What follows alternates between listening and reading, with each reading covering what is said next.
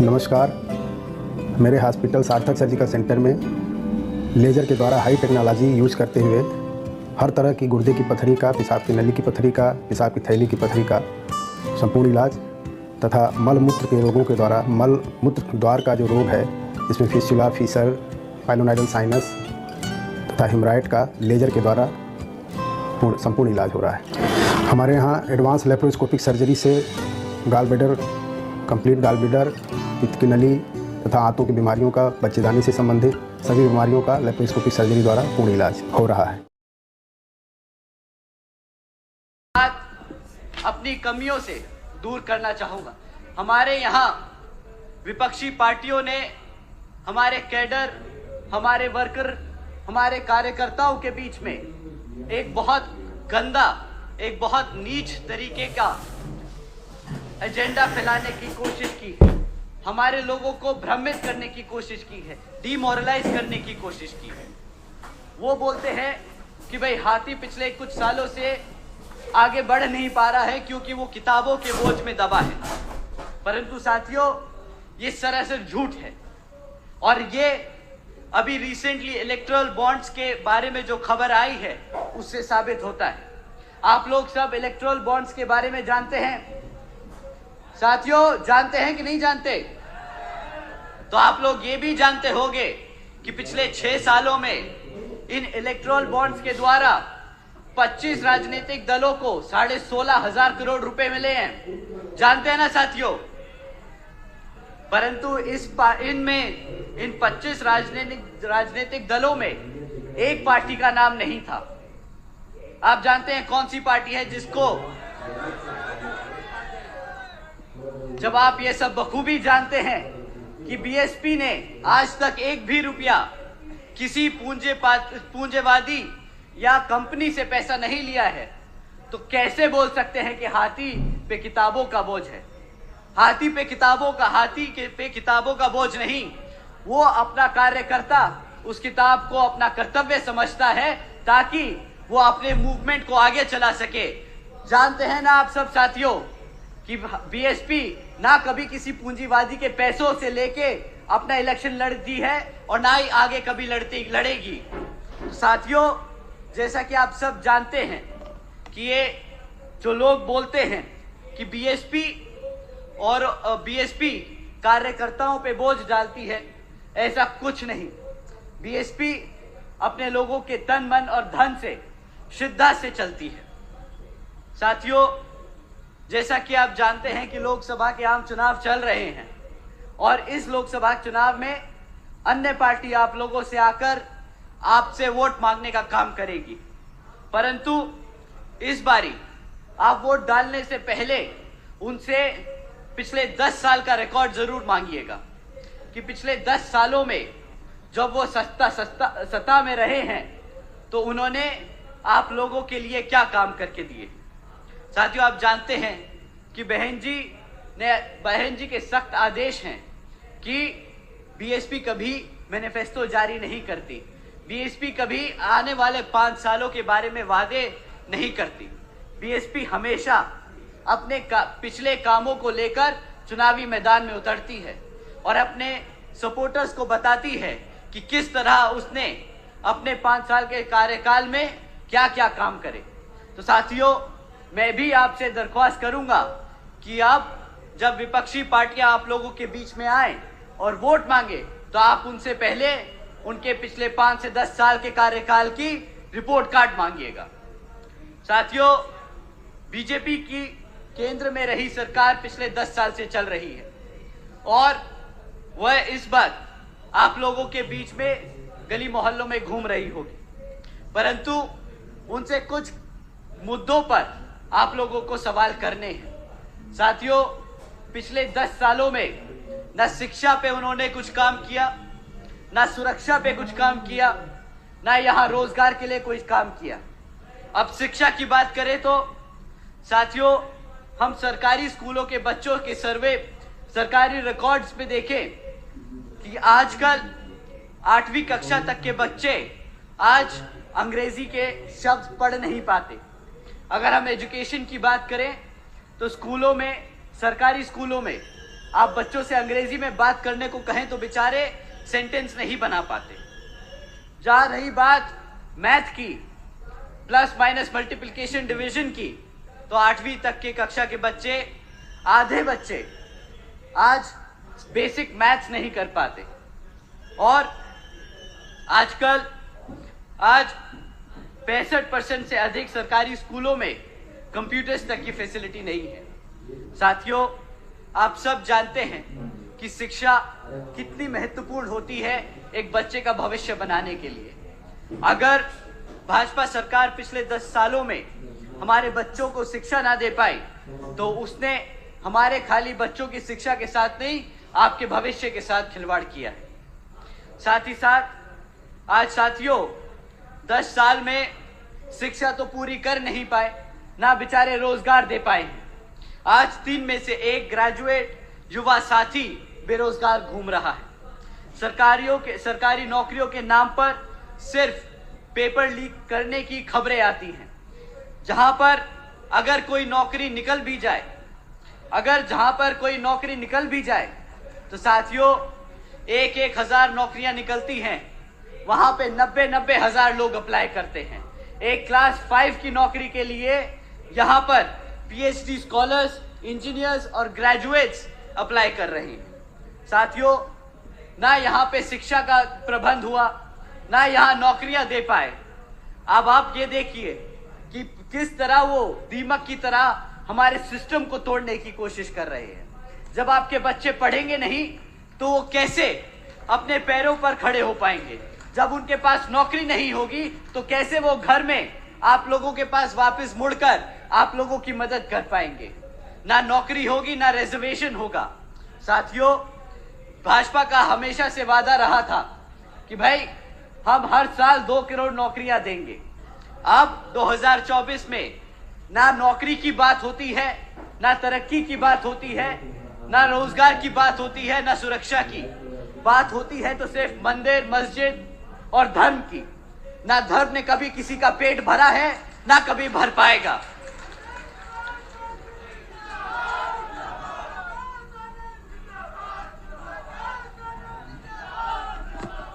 साथियों, जब वो रोजगार ना दे पाए तो अब अपनी आवाम को भूखा तो रखेंगे नहीं। तो प्रधानमंत्री जी के साथ साथ भाजपा के सभी बड़े छोटे नेता ये लाइन बहुत बखूबी रट के आप सबके बीच में बोलते हैं कि आज बीजेपी की सरकार ने 80 करोड़ से ज्यादा देशवासियों को मुफ्त में राशन देने की स्कीम चलाई है। परंतु कोई इनसे पूछे कि भाई 80 करोड़ लोगों को अगर आपकी खाने की स्कीम में, आपके खाने राशन की स्कीम पे डिपेंड होना पड़ रहा है, तो मतलब आज आधे से ज्यादा देश गरीबी रेखा के नीचे खड़ा है। तो किस बात की वो डेवलप्ड इकोनॉमी की बात करते हैं? किस मुंह से बोलते हैं कि ये इंडिया आगे बढ़ रहा है? किस मुंह से बोलते हैं कि इंडिया को $5 ट्रिलियन की इकोनॉमी बनाएंगे? साथियों, सब भिखारी बना दिया, कटोरा हाथ में दे दिया। कोई बात नहीं साथियों, इस बार ही आने वाले लोकसभा आम चुनाव में इनको वही कटोरा थमा के वापस भेज दीजिएगा।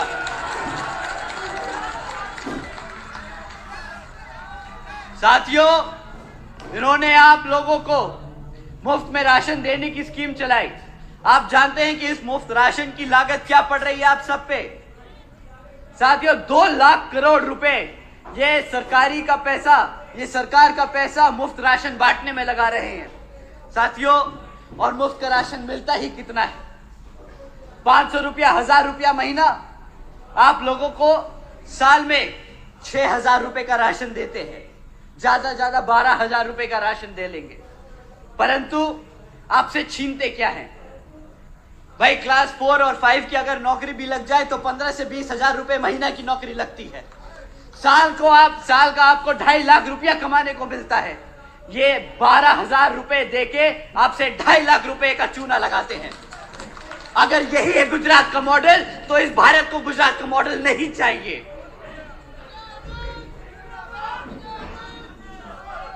साथियों, 200 किलो रुपए टमाटर, तभी वो मुफ्त में राशन बांट रहे हैं। साथियों, उन्होंने वादा किया था कि काला धन वापस लेके आएंगे। कौन सा काला धन वापस आया? काले धन के नाम पे उन्होंने कितने ही काम किए हो। नोटबंदी करी। अब आप लोगों के पास, सबके पास डेटा है आरबीआई का कि भाई सारा काला धन तो दूर की बात, सारा कैश वापस आ गया, सारा कैश वापस सिस्टम में आके वापस चला भी गया। तो कौन सा काला धन इस केंद्र की सरकार ने रोक के दिखाया है? परंतु इस नोटबंदी के आड़ में इन्होंने जो हमारे गरीब भाइयों की कमर तोड़ दी, उसका जवाब अब आने वाले लोकसभा चुनाव में आप सबको इनके हाथ में कटोरा थमा के देने का काम करना होगा।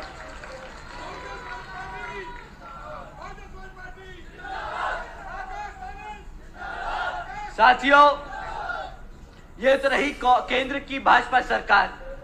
अब यहाँ पे राज्य की भाजपा सरकार भी कुछ कम नहीं। वह अपने आप को बहुत गर्व महसूस करते हैं जब बोलते हैं कि जी हमारी सरकार को बुलडोजर की सरकार बोला जा रहा है। उनको बोला जाता है बुलडोजर की सरकार क्योंकि उन्होंने गरीब लोगों के घर तोड़ने का काम किया। ये कोई गर्व की बात नहीं, ये कोई गर्व की बात नहीं। अगर यही इन्होंने बुलडोजर चलाए होते गुंडे और माफियाओं के अवैध धंधों पर, तो हम बिल्कुल बेशक उनके साथ खड़े होकर बोलते कि हाँ जी बहुत बहुत अच्छा काम किया है। परंतु जो आपने गरीब लोगों के घर तोड़े ना, मुख्यमंत्री जी को आने वाले विधानसभा आम चुनाव में इसका भी जवाब देना होगा। साथियों, ये सरकार अपने आप को फाइनेंशियली साउंड बहुत बोलती है कि हम बहुत टाइप की टेक्नोलॉजी ला रहे हैं, हम बहुत ज्यादा डेवलपमेंट कर रहे हैं। इनसे अगर हम आपके सामने अगर एक डेटा रखें तो इनसे इनकी फाइनेंशियल प्रूडेंस समझ आती है। साथियों, जब भाजपा की सरकार केंद्र में 2014 में आई थी तो केंद्र सरकार पर 58,60,000 करोड़ का कर्जा था। आज 10 साल बाद 2014 में इस भारत सरकार ने अपने ऊपर 152 लाख करोड़ का कर्जा ले लिया है।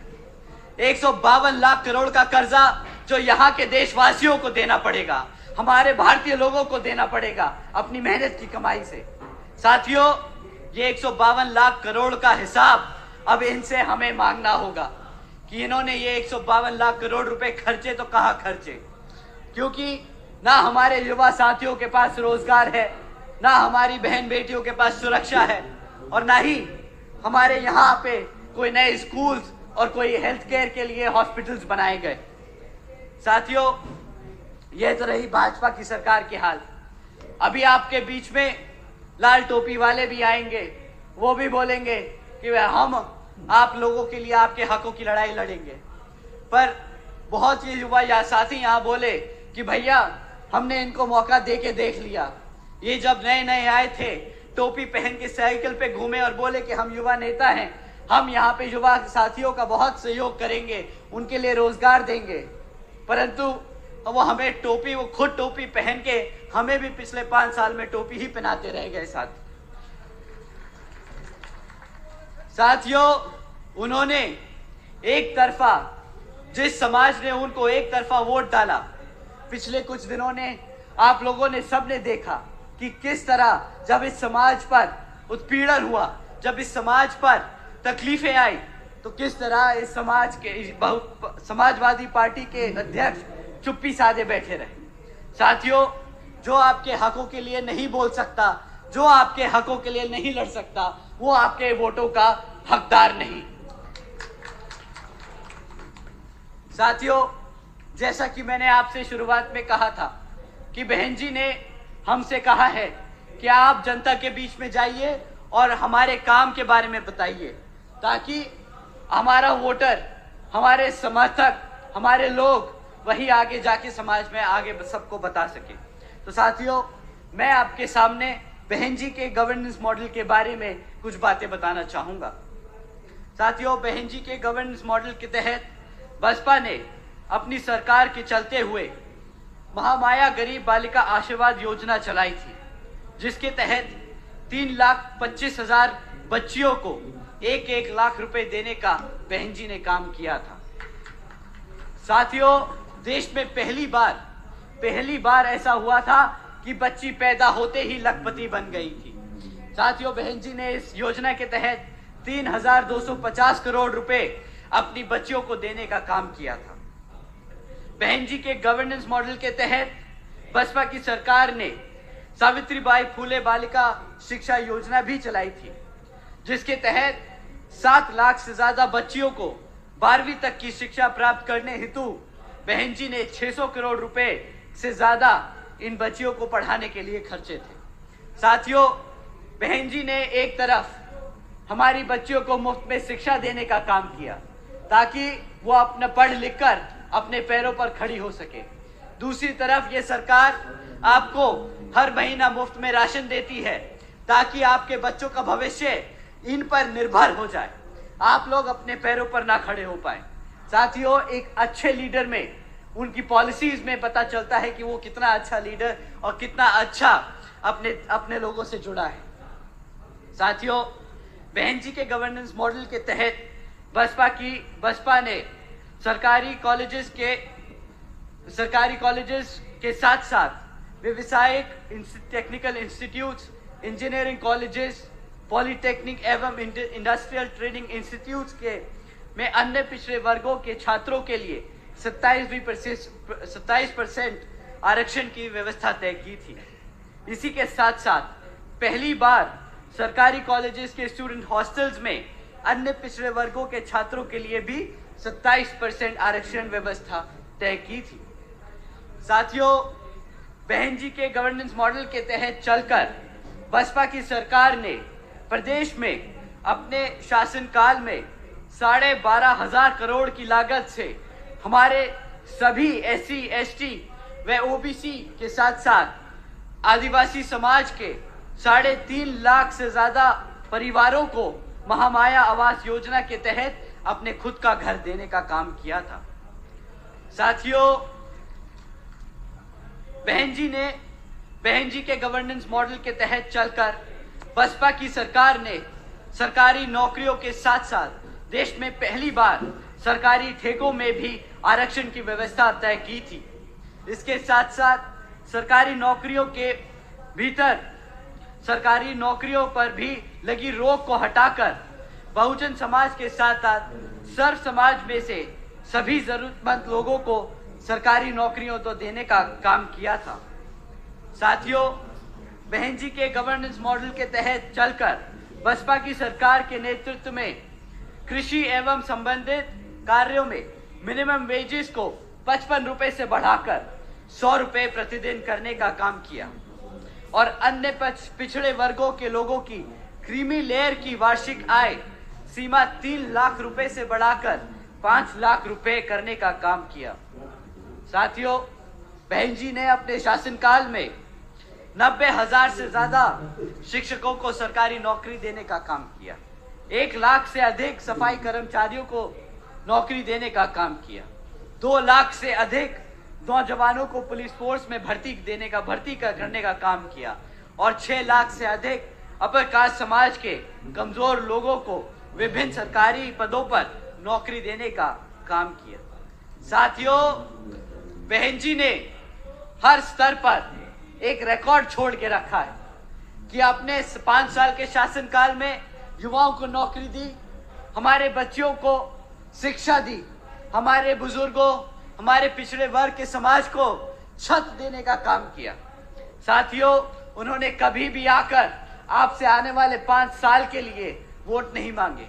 उन्होंने हमेशा से अपने कार्यकर्ताओं को बोला है कि जो हमने मेहनत करी, जो हमने लोगों को लाभ पहुंचाया, उसको जाके अपने समाज में बताओ, ताकि आने वाले 5 साल अगर वो वोट डाले तो वो पता रहे कि वो किसके लिए वोट डाल रहे हैं और उन्हें क्या मिलने वाला है। साथियों, आज मैं आप लोगों का ज्यादा समय ना जाया करते हुए अपनी बात को यहीं विराम देता हुए यहाँ पर विभिन्न क्षेत्रों में हमारे लोकसभा के चुनाव लड़ रहे प्रत्याशी को आने वाले लोकसभा चुनाव में हाथी के सामने वाला बटन दबाकर आप लोग विजय बनाएं और यहाँ पर बहन जी के हाथ मजबूत करने का काम करें। जय भीम, जय भारत।